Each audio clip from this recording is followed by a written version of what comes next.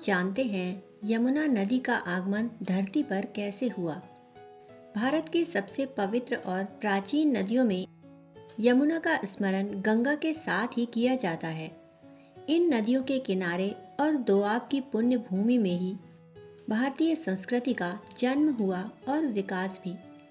यमुना केवल नदी नहीं है, इसकी परंपरा में प्रेरणा, जीवन और दिव्य भाव समाहित है।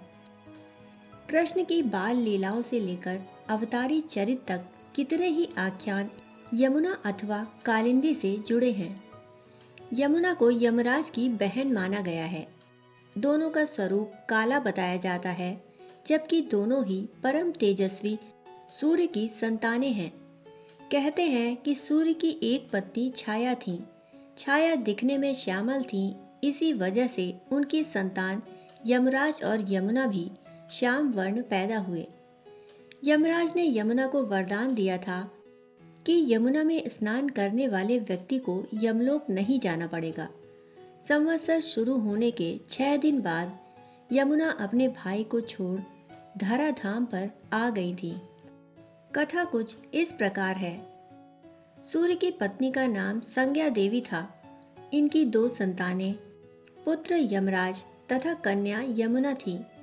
संज्ञा देवी पति सूर्य की उद्दीप्त किरणों को ना सह सकने के कारण उत्तरी ध्रुव प्रदेश में छाया बनकर रहने लगी तथा शनि देव का जन्म हुआ। इधर छाया का यम तथा यमुना से विमाता सा व्यवहार होने लगा। इससे खिन्न होकर यम ने अपनी एक नई नगरी यमपुरी बसाई। यमपुरी में पापियों को दंड देने का कार्य संपादित करते भाई को देखकर यमुना जी गोलोक चली आईं। कृष्णावतार के समय भी कहते हैं यमुना वहीं थी। यमुना नदी का उद्गम यमुनोत्री से है। यमुनोत्री जाए बिना उस क्षेत्र की तीर्थ यात्रा अधूरी मानी जाती है। समानांतर बहते हुए यह नदी प्रयाग में गंगा में मिल जाती है। हिमालय पर इसके उद्गम के पास एक चोटी का नाम बंदर पुच्छ है। गढ़वाल क्षेत्र की यह सबसे बड़ी चोटी है, करीब 6500 मीटर ऊंची। इसे सुमेरु भी कहते हैं। इसके एक भाग का नाम कलिंद है।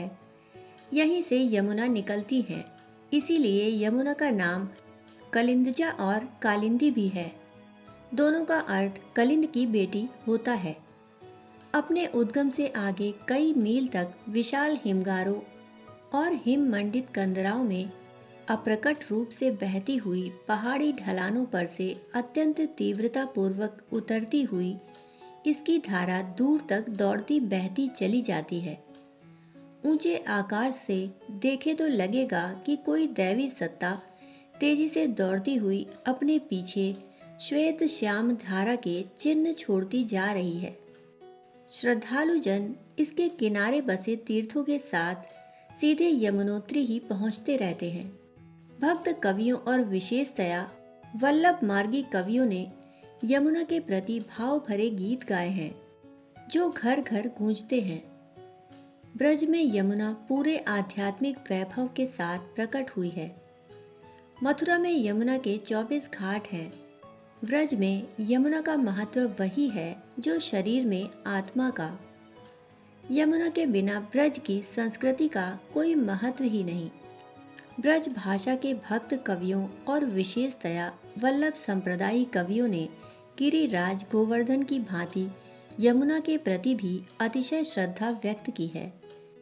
इस संप्रदाय का शायद ही कोई कवि हो जिसने अपनी यमुना के प्रति अपनी श्रद्धा अर्पित ना की हो। दोस्तों, कहानी सुनने के लिए आप सभी का बहुत बहुत आभार। फिर मिलते हैं ऐसी ही अनोखी कहानी के साथ। तब तक के लिए धन्यवाद।